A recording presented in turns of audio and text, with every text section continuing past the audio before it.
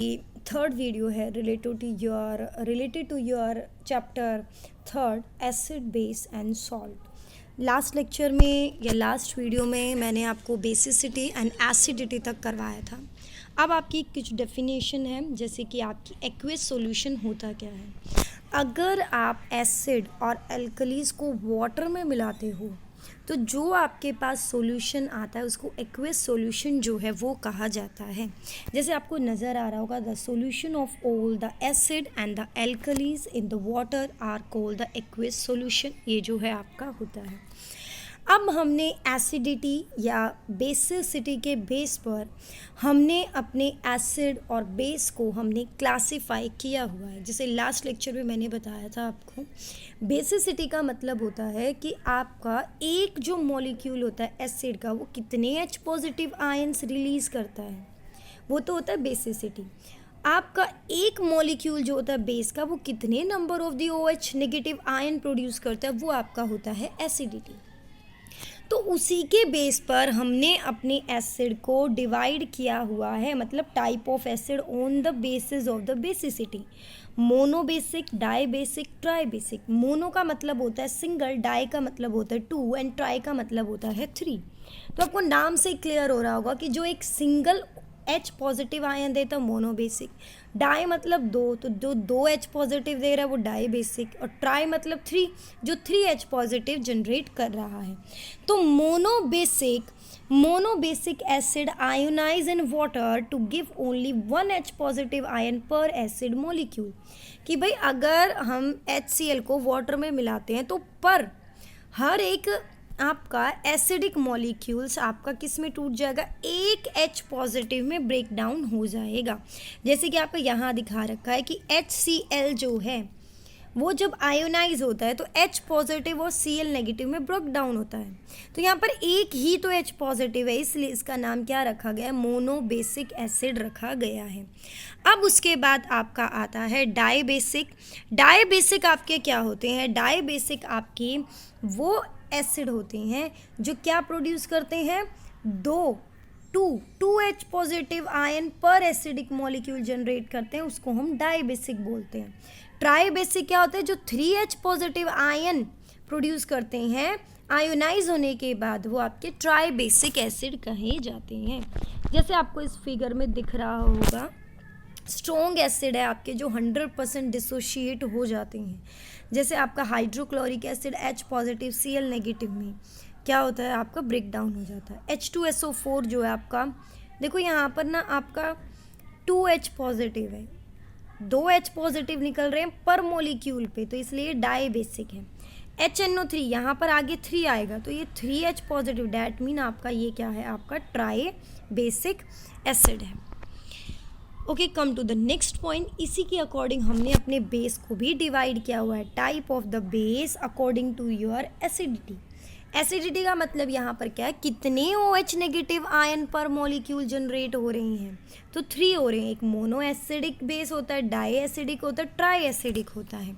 वही फिर से हो गया, मोनो बेसिक एसिड आपके कौन से एसिड होते हैं, जो आपके किस में फर्निश होते हैं, 1 hydroxide ion per molecule in water. की वाटर के अंदर जब हम बेस में डालें हर मॉलिक्यूल एक ही OH नेगेटिव जनरेट करता है, जैसे सोडियम हाइड्रोक्साइड, अमोनियम हाइड्रोक्साइड, उसको हम क्या कहते हैं, मोनो एसिडिक बेस कहते हैं। डाई एसिडिक बेस क्या होता है, डाई एसिडिक बेस जो आपके 2 OH नेगेटिव पर मॉलिक्यूल्स में ब्रेक डाउन होते हैं, कैल्शियम हाइड्रोक्साइड, कॉपर हाइड्रोक्साइड, ये आपके डाई बेसिक बेस हैं, सॉरी डाई एसिडिक बेस है।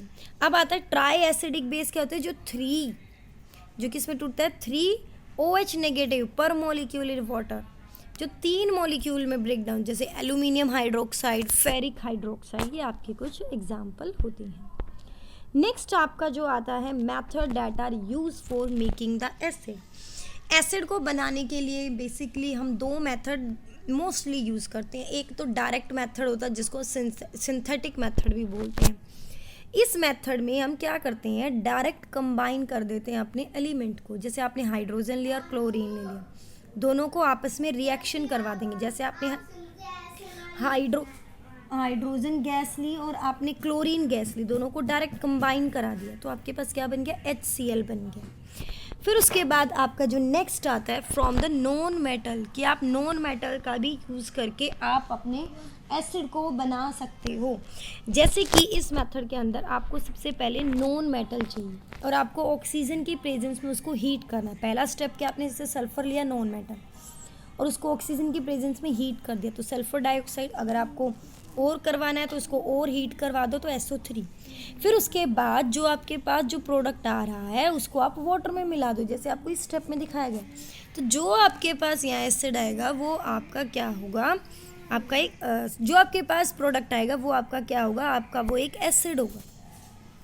तो नॉन मेटल से भी हम बना सकते हैं, पहले उसको ऑक्सीजन की प्रेजेंस में हीट करो, जो प्रोडक्ट आएगा उसको वाटर में मिला दो, तो आपके पास जो सॉल्यूशन आएगा या आपके पास जो प्रोडक्ट निकल के आएगा वो आपका क्या होगा, एसिड होगा।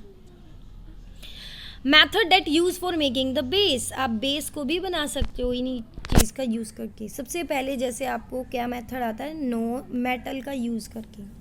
मेटल आपको लेना है, मेटल को आपको ऑक्सीजन की प्रेजेंस में हीट करना है, जो आंसर जो भी प्रोडक्ट आए उसको आपको वाटर में मिला देना है।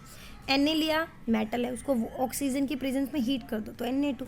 सेकेंड स्टेप क्या है, Na2 को वाटर में ऐड कर दो तो NaOH। जो आपके पास ये आया है ये आपका क्या कहलाएगा, बेस कहलाया जाएगा। तो आप मेटल का यूज़ करके भी बेस को बना सकते हो। बेस लो, ऑक्सीजन के प्रेजेंस में हीट कर दो, जो प्रोडक्ट आएगा, जो मेटल ऑक्साइड आएगा उसको वाटर में ऐड कर दो तो आपके पास जो आएगा वो बेस आएगा। फिर आपका क्वेश्चन आता है कि how are we prepare slaked lime from the quicklime. Quicklime होता है CaO, स्लैग्ड लाइम होता है CaOH ट्वाइस, और साथ में यहाँ पर आपकी प्लस में हीट भी आपकी यहाँ पर आएगी। तो सबसे पहले आपको क्या लेना है, कैल्शियम ऑक्साइड लेना है और उसको पानी में मिला दो। जो आपके पास प्रोडक्ट आएगा उसके साथ हीट भी रिलीज़ होगी, तो जो नीचे रह जाएगा ना इनसोल्यूबल पार्ट वो तो स्लैग्ड लाइम हो, जो ऊपर होगा वो आपका लाइम वाटर होगा। जैसे ये आपको क्लियर आपको समझ में आएगा, आपकी नेक्स्ट जो मैं आपको अभी वीडियो दिखा रही हूँ उसमें आपको समझ में आएगा। देखो एक बार ध्यान से वीडियो देखनी, इसमें पता चलेगा आपका।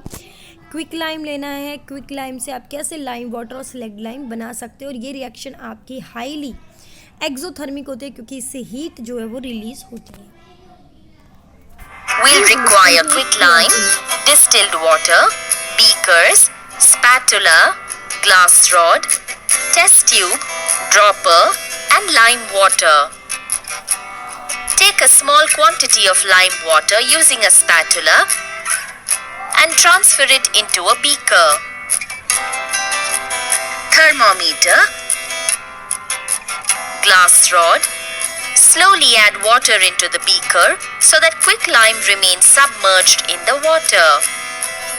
Quicklime reacts vigorously with water to produce a suspension of slaked lime, releasing a large amount of heat.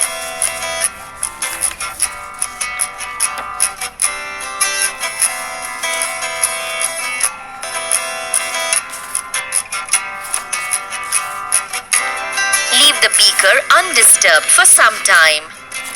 A clear solution of lime water appears as the suspension of slaked lime settles down.